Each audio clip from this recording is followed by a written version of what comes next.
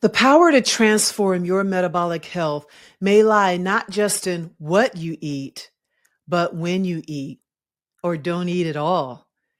Today, we welcome Dr. Don Clum, a pioneer in functional fasting whose approach has helped hundreds of thousands improve their health through strategic meal planning and thoughtful fasting protocols.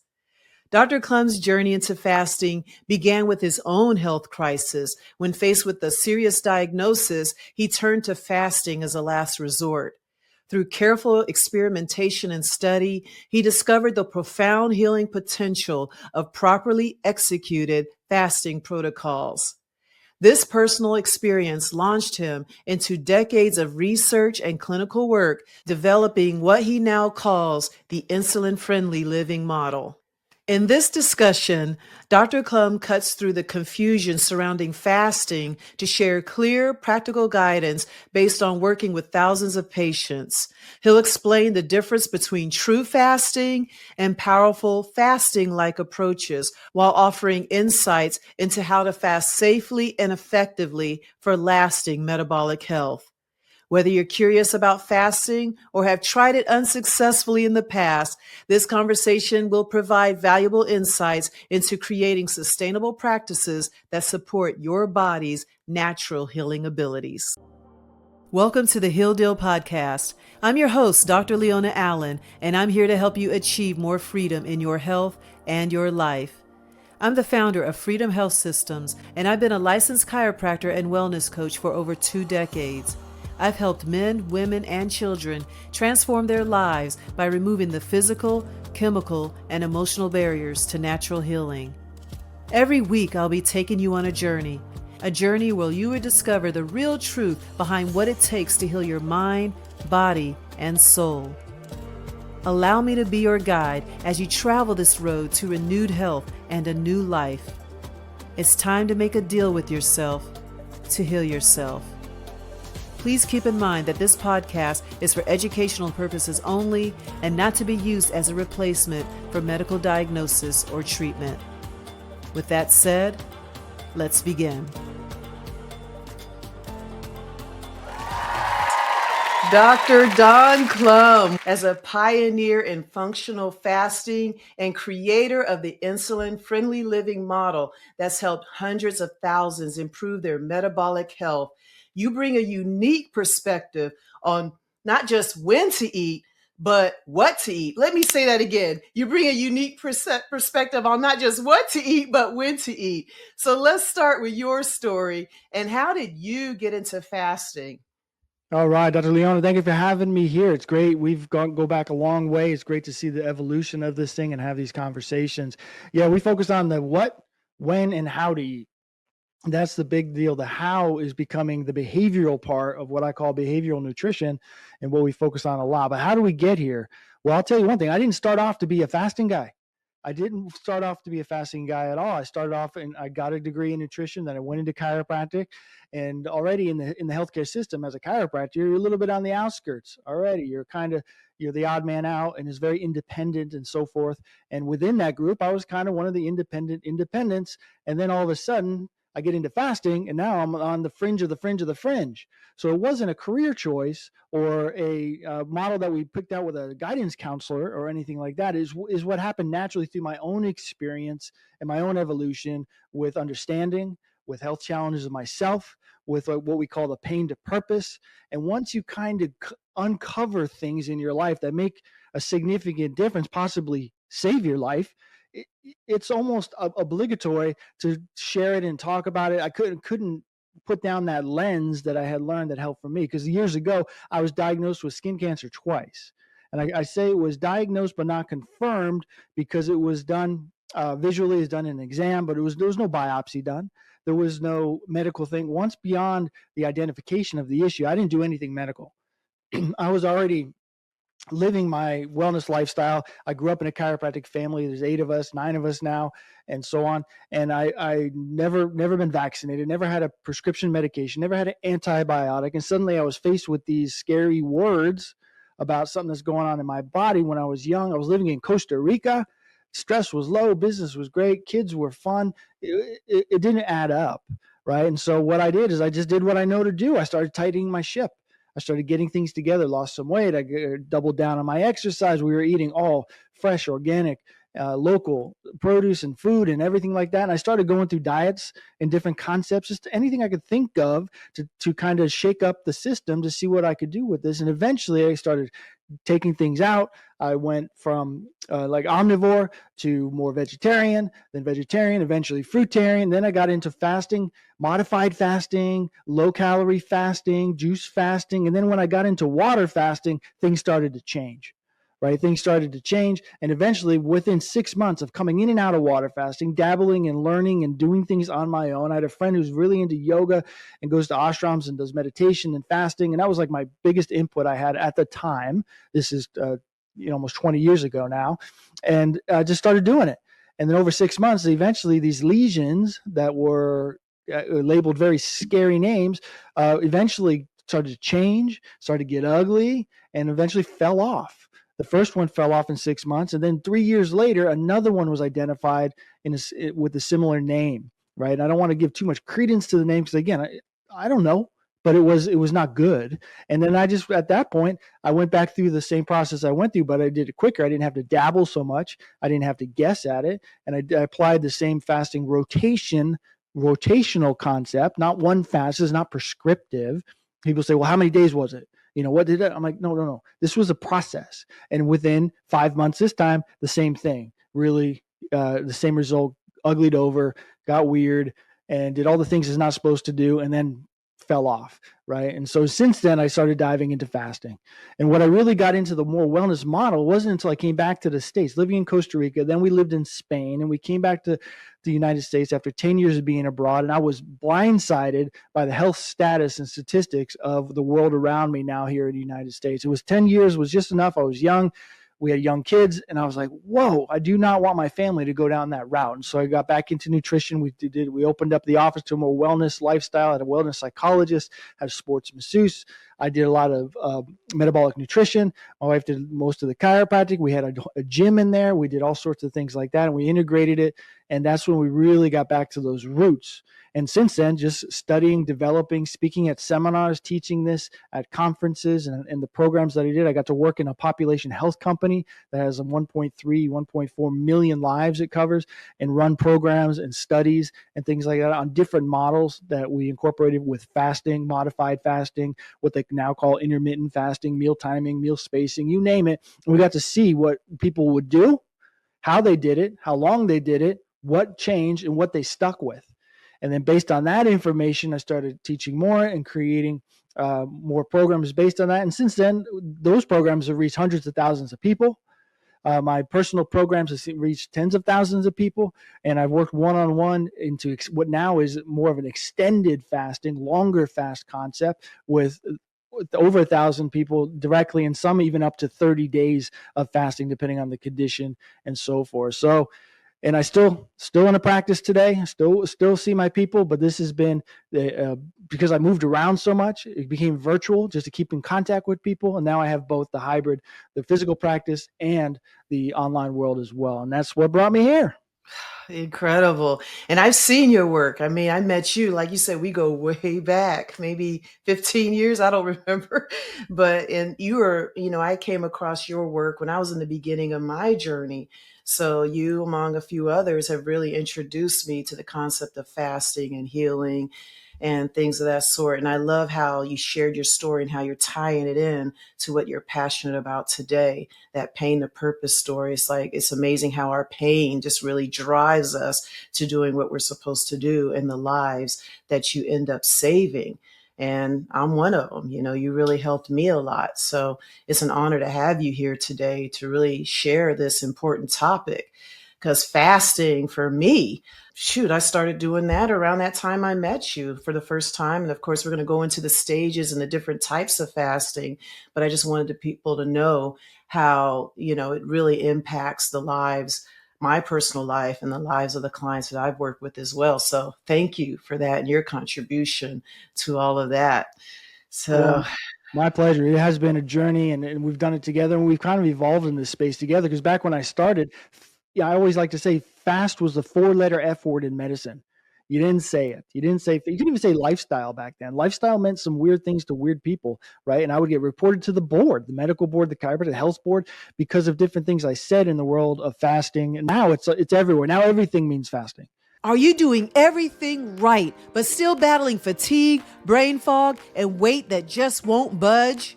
Here's the truth. It's not your willpower, it's your metabolism, and I can show you exactly how to fix it. I just released a free breakthrough training that reveals why 88% of Americans are metabolically broken and the three-phase system that reverses it. If you're ready to stop spinning your wheels and start seeing real results, go to beginhealingtoday.com. Again, that's beginhealingtoday.com, and you'll also find this link in the description.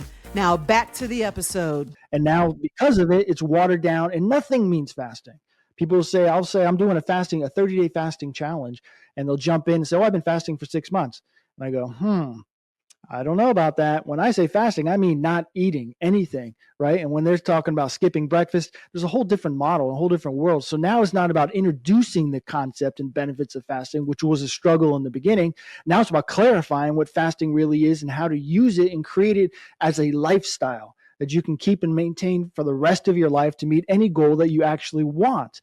And it's a powerful tool. And it unlocks what's apparently a secret mechanisms and genetic expressions that only can come out in a deep fasted state. But we never get there because we're always in the fed state 24/7, 365. The philosophy is very, very sound and very aligned with the chiropractic philosophy. In chiropractic, you adjust the spine to remove interferences to the nervous system so the body can basically work the right way. It can work optimally. And so when we fast, we're essentially turning full control, the most control we possibly can, over to the body and say, hey, do your thing. And I either trust that or I don't. I trusted that in those scary cases in Costa Rica, and I trust it now.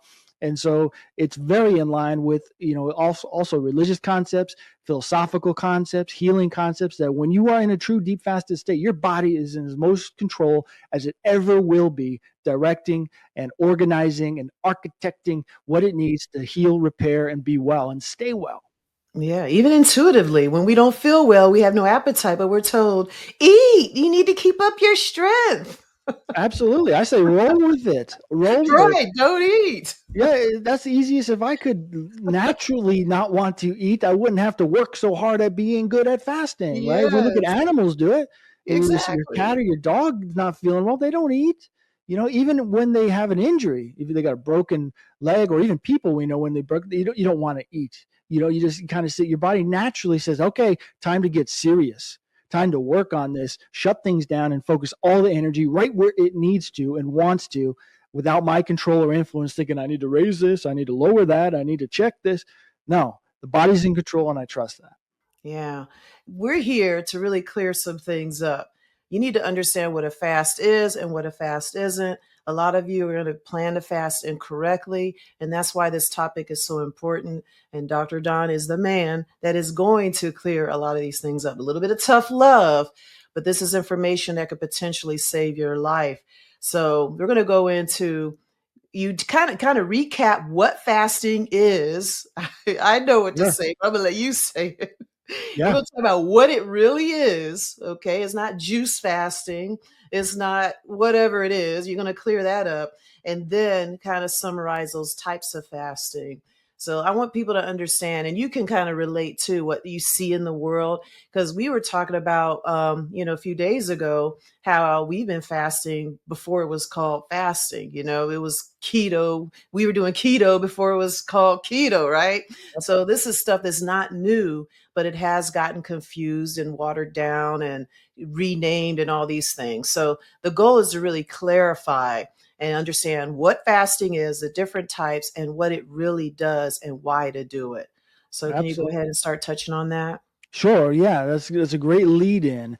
I come from the old school camp. I got some traditional training in fasting, both in a religious concept and meditation concept, also in the medical supervised concept. They have a very few, but they have supervised residential centers, almost like a rehab center where you can go and fast. And those are for people who have very significant health issues, right?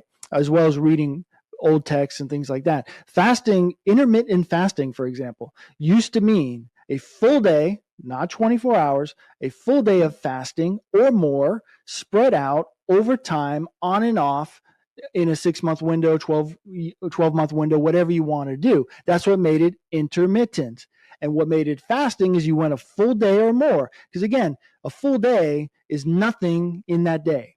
24 hours, like a lot of people do, dinner to dinner, is really 12 hours of one day and 12 hours of another day. It's not a full day. That doesn't make it a full day, right? So if you go to sleep tonight, don't eat anything tomorrow, then eat on the next day, that's a full day. And you actually get 2 nights sleep on that. And that's where the deep fasted state can really kick in, and you can sleep through a good portion of your fast. You end up getting 30, 36, 42 hours instead of 24 hours. But in your mind, you're only thinking one day.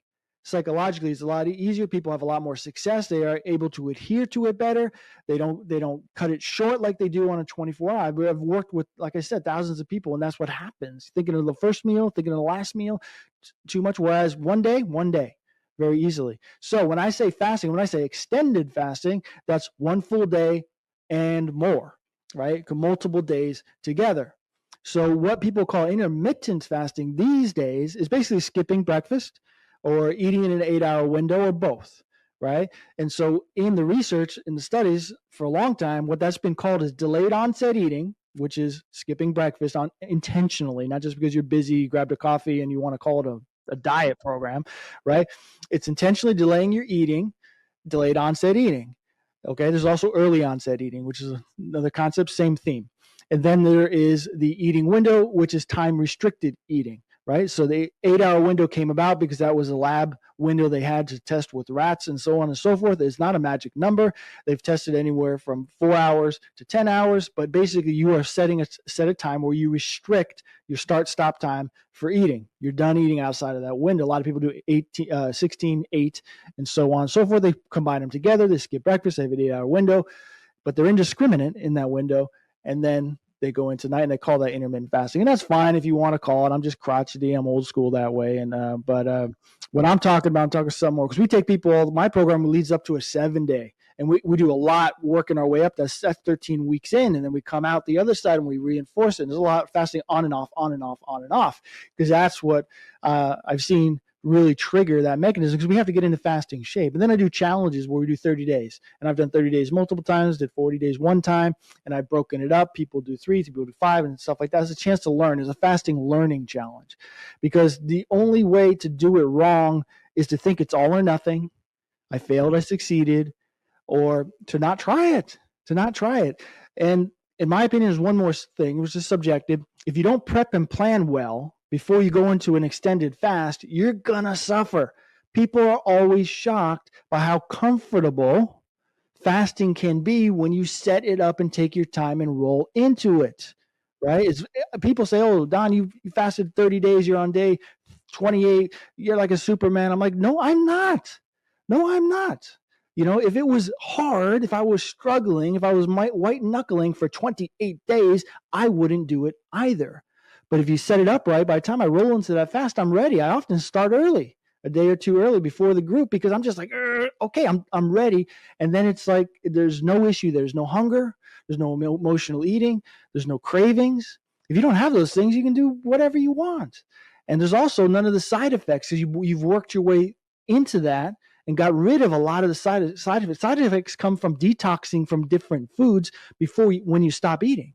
So you've already done that, then you don't get the cold feeling, or at least not as much, because that can be pretty significant. You don't get irritability or hangry.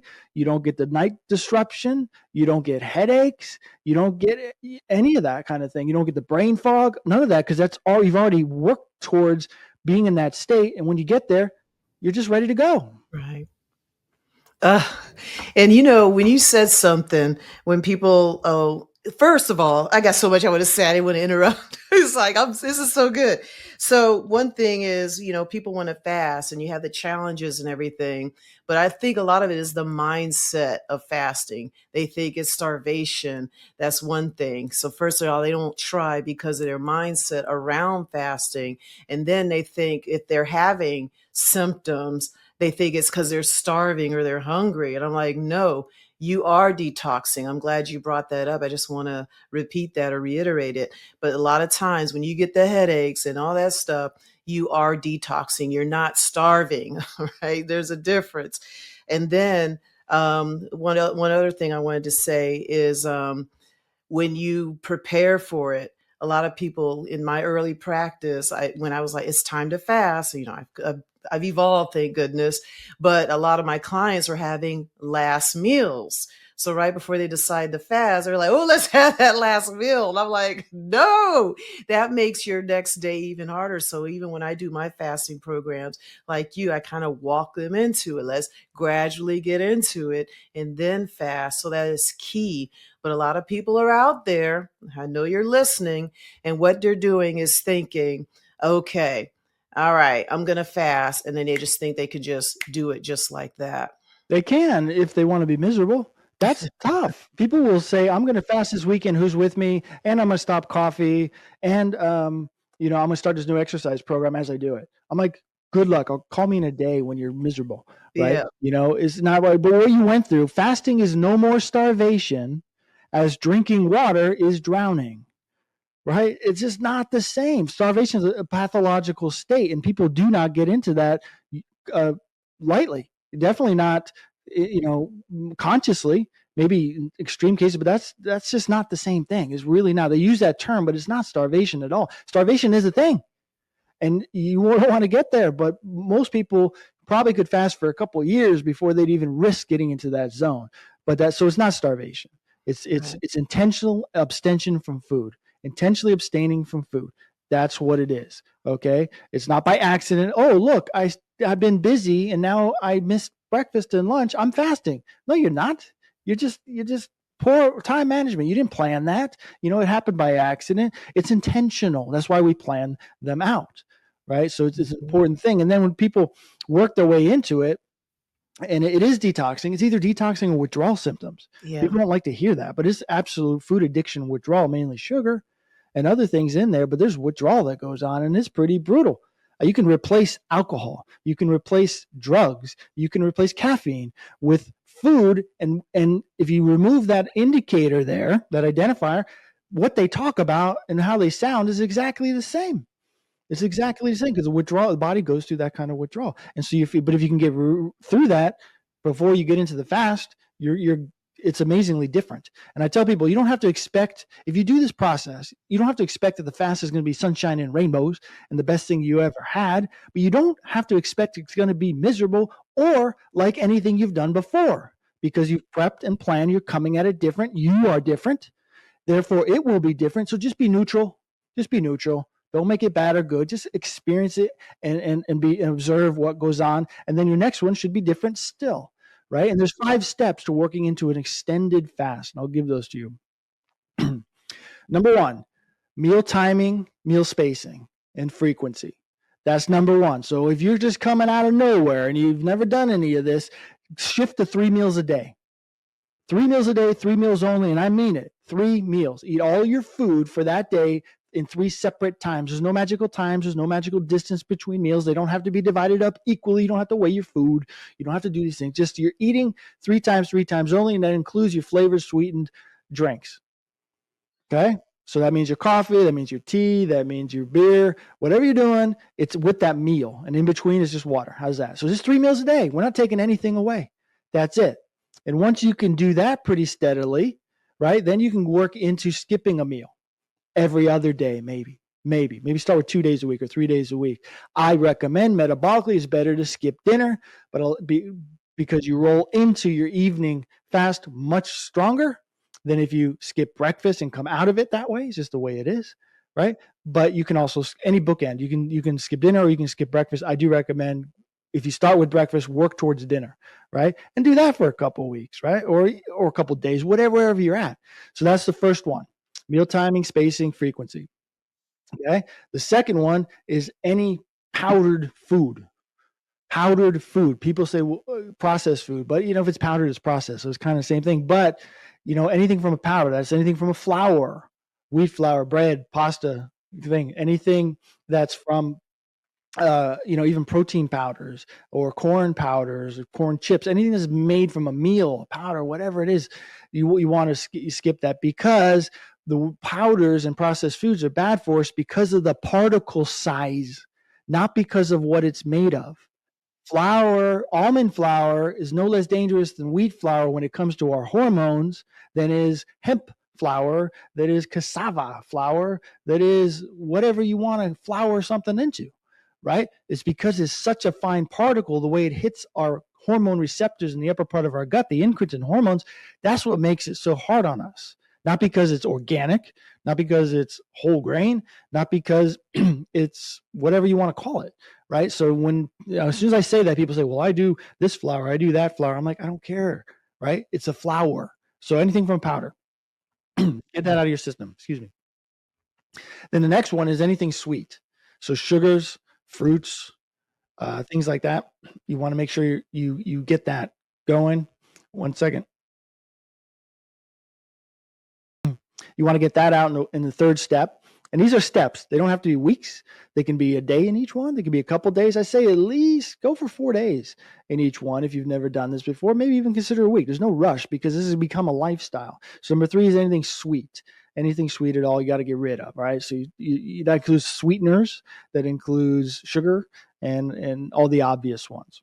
Okay. Then the next step, number 4, is you want to shift. If you're eating vegetables, because we already got rid of fruit, if you're eating vegetables, shift to low oxalate vegetables only. And we'll give you can find them online, but part of this program we're going to give in our package, we'll give a oxalate list, right? And so all you got to do is don't have to look up the high ones, look up the low ones, right? And you stick to that, and you just switch things out, and now you've shifted to low oxalate.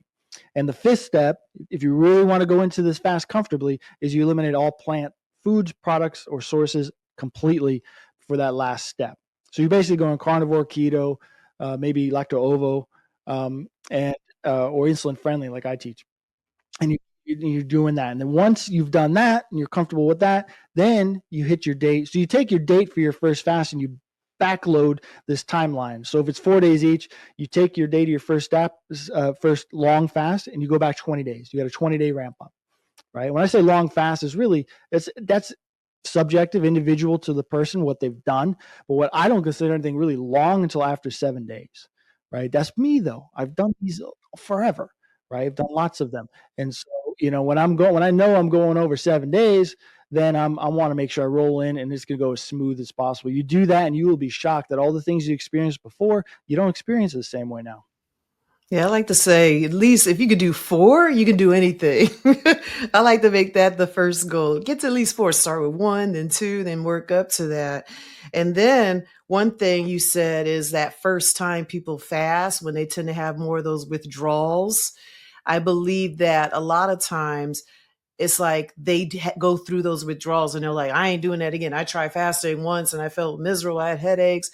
But it is different every time. I've been fasting for a decade now, and every time is different. Every time, mentally, physically, spiritually. I mean, it just goes beyond, oh, I'm a fast to lose weight, or I'm a fast. It started off with our health. I'm a fast to reverse liver disease.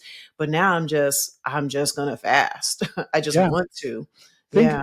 think of it like other areas of our life. You can think about going to the gym or working out at home or any kind of workout. Sometimes you can be motivated, ready to go and start your workout, and it just falls flat. It's just Yeah. not a great workout. It's just you don't got it, right? Or sometimes I will cry and whine, I don't want to go to the gym. I don't want to do my workout. Then I start going and it's a great workout, right? Some energetic, some things just happen, and some weird stuff happens. Plenty of weird stuff happens when we're eating. Just because you're fasting, don't blame everything on fasting. People will say, "Oh, I feel grumble in my tummy. Is that because I'm fasting? Oh, I have a slight headache. Is that because I'm fasting? Or this is that I got 2 flat tires this week. Is that because I'm fasting?" It's just like they'll blame everything Right. on the fasting. I'm just relax. Stop looking for stuff, right? Stop looking for stuff, because we've seen people, like you said, use fasting for anything under the sun. The obvious one is weight loss. I lost 31 pounds in 30 days of my last fasting experience, right? It depends on where you're starting. I had the weight to lose. I'm going to go into this April's 30-day fast leaner. So we'll see. I'll be going into that fast the leanest I've been. I might break it up. I don't know, but we'll discover that through the challenge itself, right? But so weight loss, over an extended fast, you can expect to lose 0.6 to 0.7 pounds of body weight fat, and mostly fat, per day. Once you get rolling, the first 4 days you can lose 7 pounds, right? But a lot of that's water. People say, oh, it's just water weight. Yes, it is. But a lot of other stuff comes with that water. That water is in places and tissues and organs that it's not supposed to be. It's defensive water, and it has to come out first. If you don't lose that water first, you got a problem, right? It has to come out. Just like once that mucky water, that metabolic water, I call it, comes out first, then it goes into the visceral and organ fat. It goes after the dangerous stuff first. It might not go after what I'm sitting on right now that I want it to go after, but it'll always, your body is smart. It will always save your butt before it shrinks your butt. Just think of it that way. It's going after what's putting you at risk. And so you can get to watch that. Now going through the fast, I know in my body where the weight comes off, what changes. And over a long enough time, you get flat. If you're working out and you check your physique, you'll get flat, but you won't lose a single muscle fiber. You lose muscle volume. Muscle is 75+% water. It's a shift in that, and it can come right back. And when you come out of a longer fast, you are so hormonally sensitive and primed. If you've been doing the right things during the fast and work out and eat right after, you get an anabolic or a muscle building surge that comes. That's why I started doing those 30 days twice a year, because it was a vanity. It was a vanity. I'm like, whoa, what is this? I've never done performance enhancing anything, but man, I was popping. I'm like, I want that again. Give me some more of that. It's like fasting becomes addictive. Yeah. If you're going to get addicted to something, get addicted to the right things, the fasting, because it is powerful. It is powerful. Well, the freedom from hunger is amazing. It is. It's just, people say, well, I can't fast because I like food too much. I'm like, oh, really? Who doesn't like foods a lot, right? No one's fasting because, I'm just kind of tired of eating because I don't like anything. No, it doesn't work that way, right? But when you start to fast and you get into metabolic fasting shape by going in and out, trying some things, working your way up to longer fasts, going a week on and then a couple of days and a week on, things like that, then you learn the feeling of indifference to food, right? You're not hungry. You don't have cravings. There's no emotional eating. You can see food and you can be indifferent. It's not that it doesn't turn your stomach. You're not, I hate food now. No, you're just indifferent. Take it or leave it. And when you leave it, you feel fine about that. And if you take it, you can taste it without overdoing it. I can have a taste of my date's dessert without eating the whole dessert, having my own, or, like before, getting half the pie. Right? You don't get into that cascade once you're eating, and the benefits and the fat burning and the change in your metabolism that is a documented physical change of a different response to stress and food that comes through practicing this fasting can be detected for 6 weeks up to a year after. And so you talk about people having that weird meal before they fast. I'm like, good luck. You don't want to do that. You want to roll it. Like I said, take those 5 steps and roll in there primed, pumped, and ready. You shouldn't be white knuckling the first day, thinking, okay, it's tomorrow. I don't want it to be tomorrow. No, when you do it right, you're like, all right, maybe I should do it a day early. Let's go. Let's go. Let's go. Let's go. Right? You're just ready. Right? And same thing is, you don't want to end a fast with pizza and beer and a party.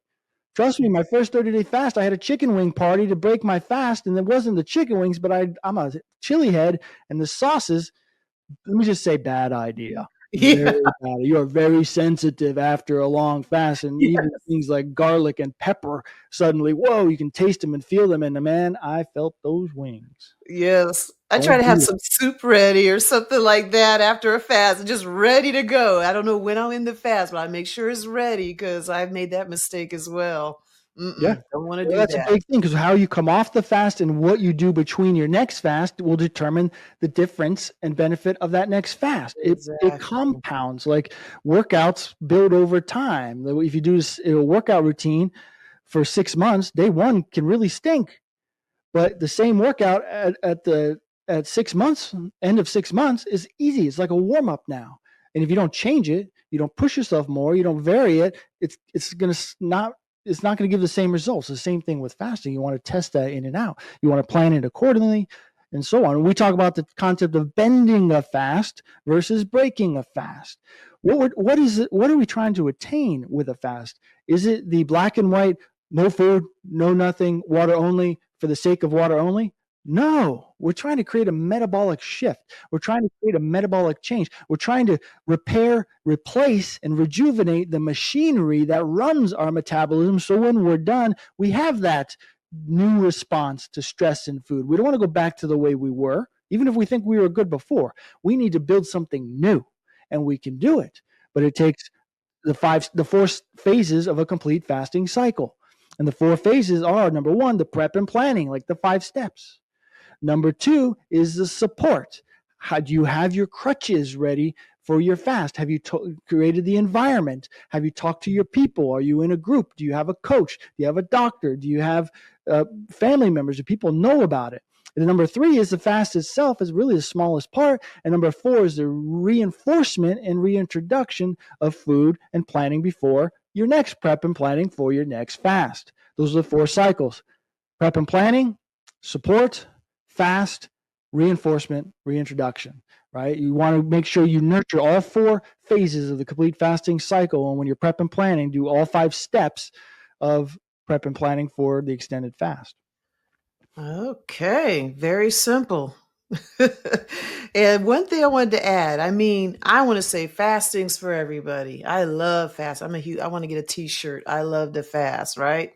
But is there people, a population or a phase in people's lives where they shouldn't fast? Because I have teenage boys, they fast too. I'm not ready to say that for a global population of anyone. There's people that on the internet I can't say I recommend to fast, but if I could say it, I would say it. You hear what I'm Right, saying? Which right. is everybody. There's always a way to do it.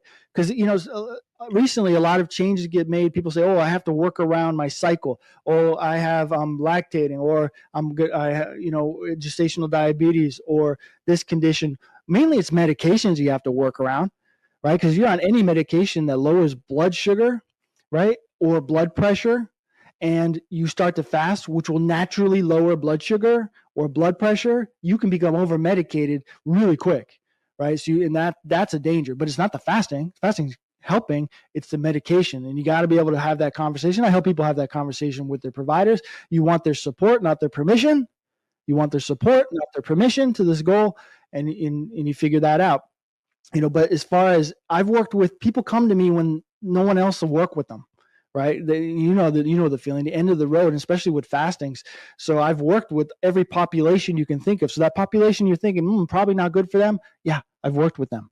Okay. I've worked with them, and it can be done. You just prep and plan differently.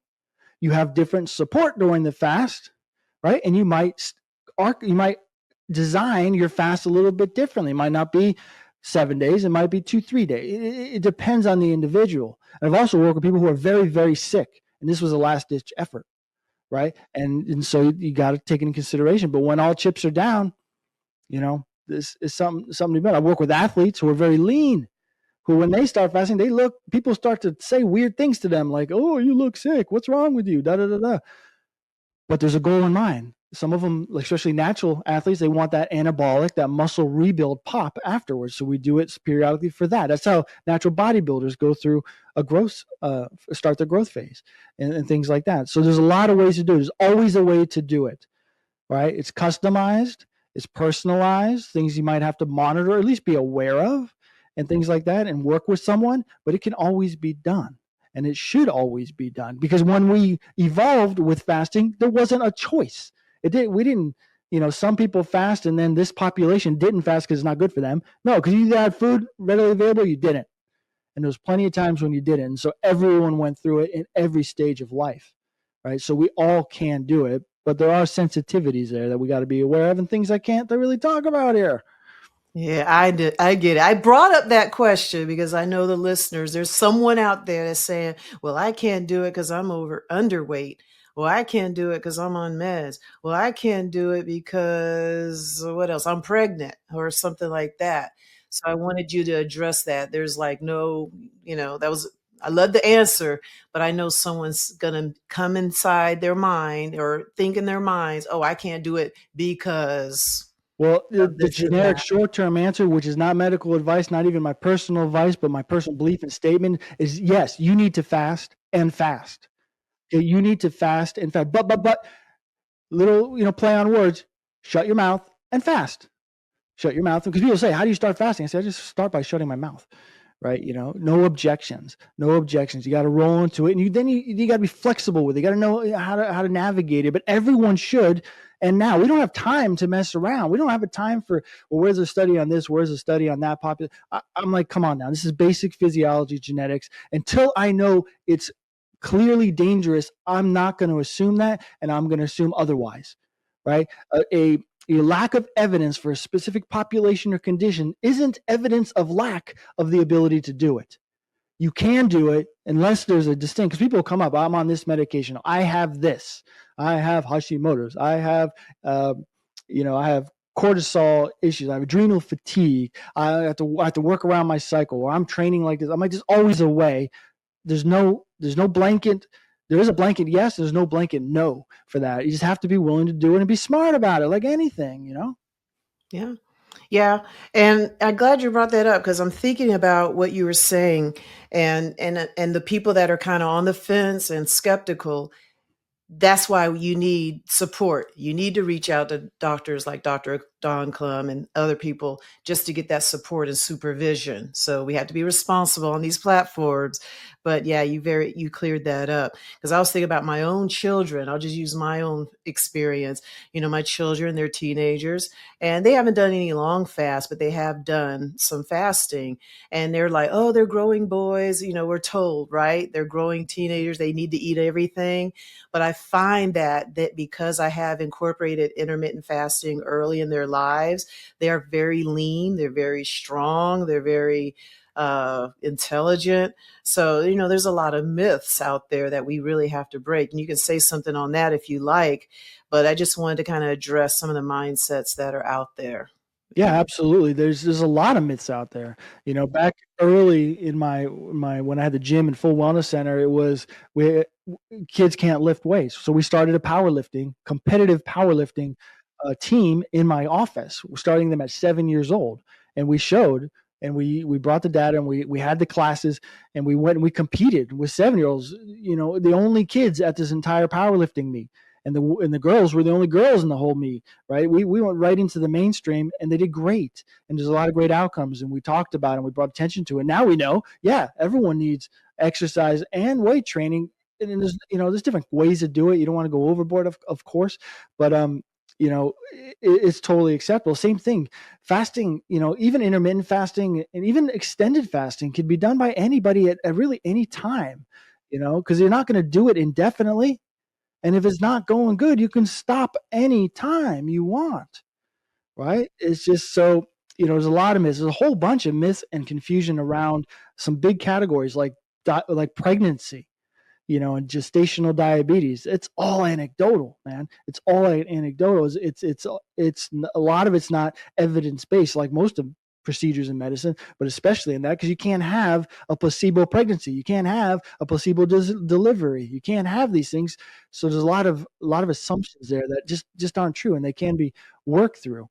And there's another population is all these genetic SNPs, the single nucleotide polymorphisms, the MTHFR, and all these different things, and they got this mutation. Now we can test a lot of things, and we're pretty sure we know what we're testing is right, but we have no idea how to interpret it or what that means in an open dynamic system that the body is. So that's a lot of guesswork, and some of it's good guesswork. I guess all the time, right? So I get it, educated guess, but you need the education first before you can make that educated guess, right? Just like an informed decision, what do you need first? Information. If you don't have the information, you're not making an informed choice, right? So it's really, that's what I teach. I put the information out there and say, hey, this is it. This is what I know from the physiology. But I'm like, look, just know, and then you can decide. I promote full agency and responsibility for actions and accountability. So if you don't know, it's not an informed choice, right? It's not an informed choice. So now you can choose, and the power to you. Choose what I do, great. I don't always choose what I write about, right? I'm glad no one's following me around with a camera. I don't, but at least I know I'm making a choice, and I'm not going to say, well, it doesn't do that because I like to do that, right? It doesn't count for me because I don't want to change. No, that's our physiology. We know how this works, and now I can make a choice whether I want to do it or not. Just like for the New Year's, I am dropping all plants, I am dropping all oils, and I am dropping caffeine. I'm not caffeine, coffee in particular. right? And so because I'll be writing about this stuff and I'll be talking about it, and I'm not telling anyone else they have to do it. The thing about fasting, as soon as someone knows you're fasting, it's like an immediate mirror and rebound of what they're thinking. Oh, they automatically think they should be fasting, or you're telling them to fast, and you're like, no, relax, relax. You get some weird responses, but no oils, no plants, no coffee, at least for the first 12 weeks. I'm setting up a thing for me to do because of what I know. I made that choice, right? And if I continue, it'll still be a choice, but at least want to know what these things are doing to me. Once you know, it might just influence your actions, and hopefully it does. Yeah, you're right about that. And I love how you said that because it is an evolution. Okay. We're not all perfect. I mean, you got me on the powders. I'm like, what? I'm powder queen.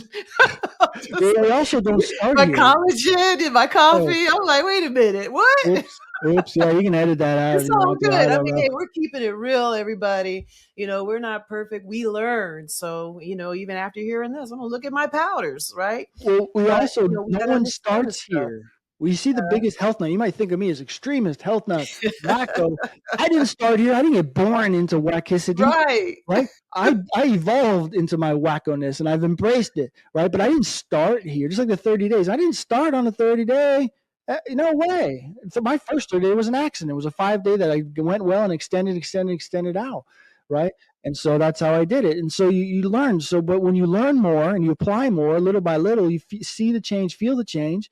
After you make a change, then you want more change to see and feel and continue that ball rolling. Like 2025, one of my goals is I want to have a 6-pack abs for the first time in my life. I've never had that, right? Never. So I'm like, all right, I'm going to go somewhere I've never been. That's harder than going back to somewhere you've been before. And so when you think about weight loss, if you've ever had a diet that worked, if you ever lost weight, you ever got in shape, you can do it again. Fasting will often help reset that system so you can get your old diet to work again. It won't plateau, or it'll work again when it stopped working. You'll get better results. The things that you do will just simply be enhanced because your body is more efficient. And little goes a long way. Hormones whisper, they don't scream, and you want them primed. And when you do that, the littlest changes suddenly get the bigger results that they once did before that they haven't been for years, maybe. And you can do it. It's powerful, and especially being over 50. I mean, fasting is like my body desires it even more. And the changes, I got muscles in my 50s I didn't have in my 30s. I'm like, what is this? What? Well, this is my So 49th it's year. powerful. So before 50 was, I'm gonna have a 6-pack for the first time ever. Yeah. Ever. I'm like, then 50, we'll see. I don't know. I don't want to be, what I tend to do is I hit the goal, then guess what? It's gone. But I got to keep rolling those things forward. That's why having challenges or being a part of challenges or groups that always have something more to do, to try, is good, because when you meet your goals, you don't want to just go, hey, look, because if you just want to do a 7-day fast for the t-shirt, buy the t-shirt, go home. That's it. But that's not the point of fasting. Isn't to do the longer fast, is to be able to do them efficiently, effectively, and comfortably, right? Like running a 10K or a marathon, it's not about that marathon. It's about being in shape and able to run the marathon. It's everything that leads up to that. And that's just the crescendo. That's just the stamp. That's just the trophy, whatever you want to call it. So it's not, functional fasting is about being able to fast anytime you want functionally, meaning you have to be able to work, you have to be able to love and live and do and sleep and everything normally to be able to do it. You can't just go to an ashram and sit on a pillow every time you want to fast, right? And so that's the concept of functional fasting and rotational fasting and ongoing, to make it what? A lifestyle. Exactly. Being able, one more thing, and then we'll go ahead and close. I can talk to you all day. It's one of my favorite topics. When you said be able, it reminded me of something. I actually had shingles 3 years ago, but because I've been fasting for years, I knew my body wants to heal. I immediately went into fasting and got rid of shingles in 4 days. Now, this is just informational purposes only. I'm not saying you got shingles, it'll work for you, because there's other conditions. I've been fasting for a long time. I'm just giving you a personal example about how powerful fasting can be. And it's something that you need to understand so that when you're able, you can just jump right into it instead of trying to practice the first time where you start to have all these conditions and symptoms and withdrawals. So I just wanted to bring that up. So it Absolutely. is powerful. But, we touched on a lot of areas, and I'm glad you were very descriptive and shared a lot of the different areas because people are listening in different stages. There's people that are fasters and do it all the time. There's people that have never fasted a day in their life. And there's probably people that are like, oh, they're wacky. So it is what it is, right? But we're really here to give y'all information, really open up your eyes to what's possible when it comes to your metabolic health.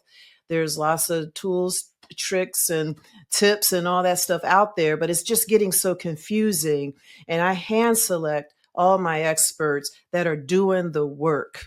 Okay. They're not just out there with these different fads. They are doing the work, and they've been doing this work for years, and they have living proof of what's possible.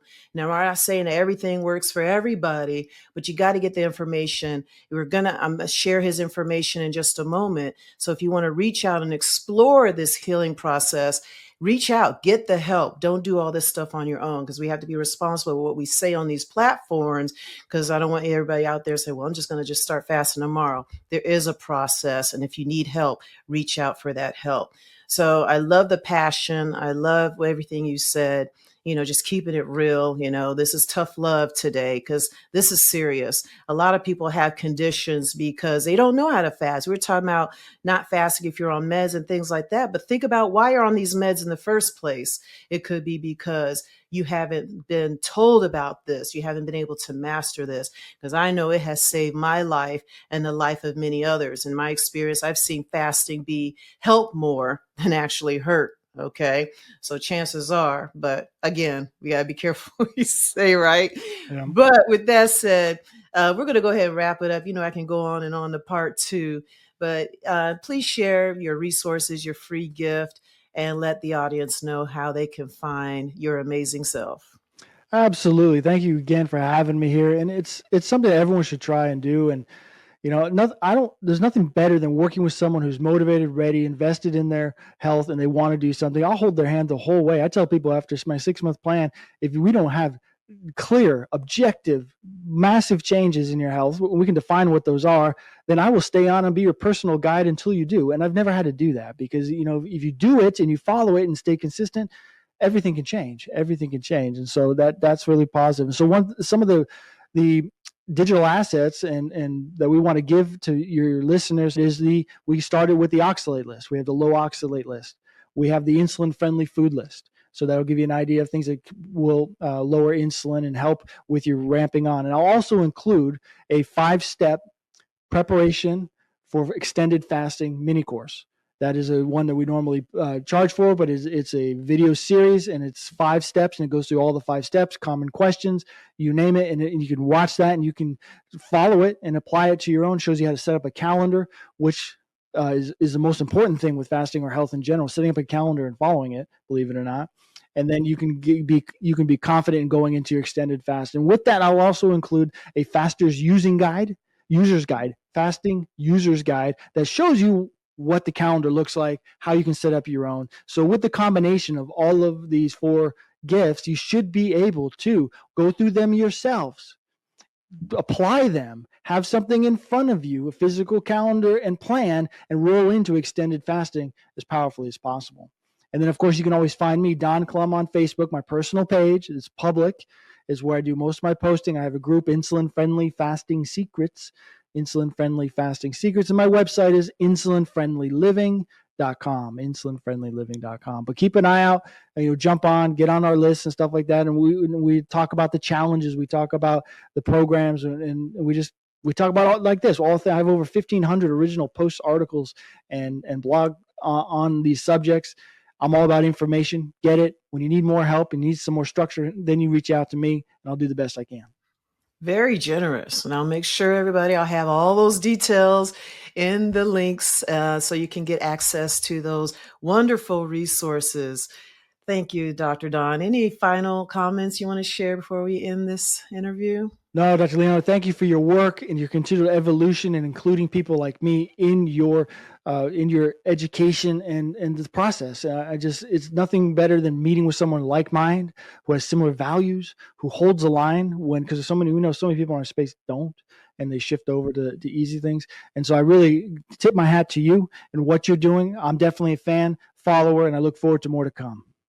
Thank you. Thank you for taking the time to be here. And thank you, listeners, for chiming in.